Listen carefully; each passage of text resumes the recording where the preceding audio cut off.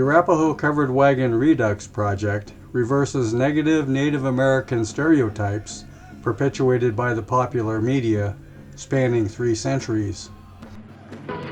With his faithful Indian companion Tonto, the daring and resourceful masked rider of the plains. What if an epic 1923 silent film, The Covered Wagon, was retold by a new soundtrack performed by the Boulder Symphony under the direction of Devin Hughes and the Arapaho Eagle drum and singers, led by tribal elder Harvey Spoonhunter. The screening and performance will be video and audio recorded in front of a live audience for preservation and future distribution. There's been a generation of us that have challenged many rules that have discriminated against the tribal membership. It's basically been a strong effort to marginalize the native populations. Stereotypes for Native Americans, they're still very pertinent, right? Some people still believe we live in teepees, some people still, they think that there's nothing but drunks and women beaters on the reservation, the dark history of America, they think that, our people are ignorant. The Covered Wagon, adapted from a novel by Emerson Hough, is a story about wagon train travelers trekking between Kansas and Oregon. They experienced hot summer heat, winter snow, and conflicts with Native Americans depicted as violent savages.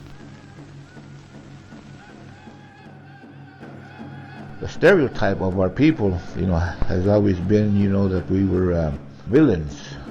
We were in the way as a people to what they call progress, by discovery that whatever they come upon was theirs.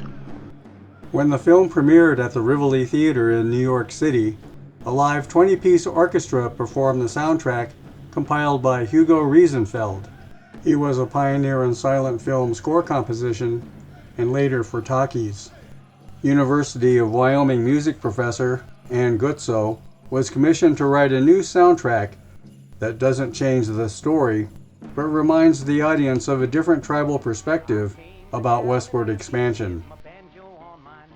According to Professor Guzzo, silent film soundtracks were compilations of existing music excerpts.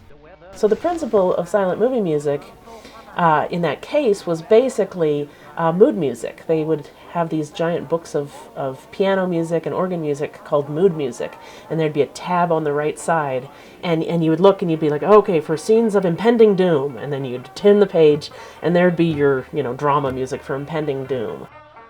One way to unravel stereotyping is through the soundtrack. And I also tried to put the Native American musicians in places that maybe you wouldn't expect, just because it's the Wide West, the open prairie, something like that. It's not an attack scene, so trying to undo it by putting them in places where it's just depictions of Wyoming. Cruz wanted to add realism to his movie. He enlisted the services of Lander, Wyoming rancher Ed Farlow to hire tribal members as background actors rather than using Filipino, Latino, or white actors in makeup. Farlow enlisted future cowboy movie star Tim McCoy to help him select 500 tribal members, mostly northern Arapaho from the Wind River Reservation, for the production in Utah.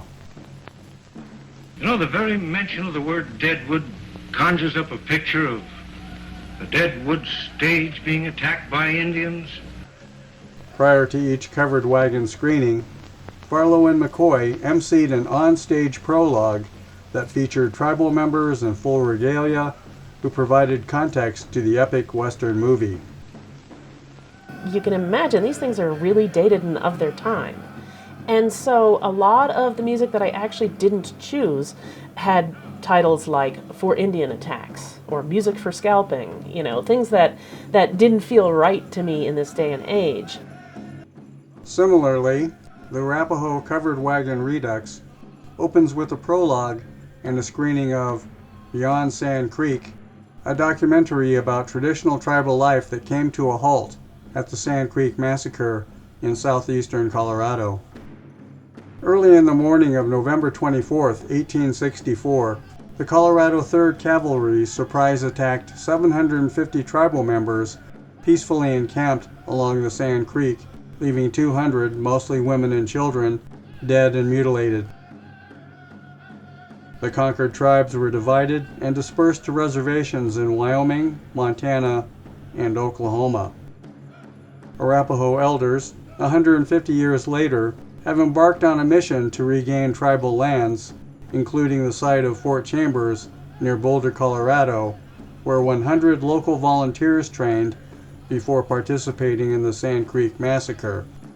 So what we're trying to do here is include some tribal drummers who are going to do some of the scenes. We'll see how it works out when we get into rehearsal situations, but it's going to be an interesting process of melding this semi-classical format with the real traditional tribal drumming. And we'll see what we can make, hopefully something new, from this old school and this new school.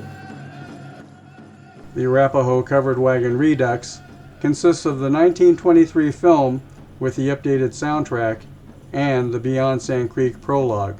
Both provide a safe space for diverse and collaborative voices to support the Arapaho people as they undo negative stereotypes while reuniting their tribal language and ceremonies to their traditional homelands in northern Colorado. We have to be taught and we have to be learned by our values, our views. Over 600 years of contact, not one Indian has turned white.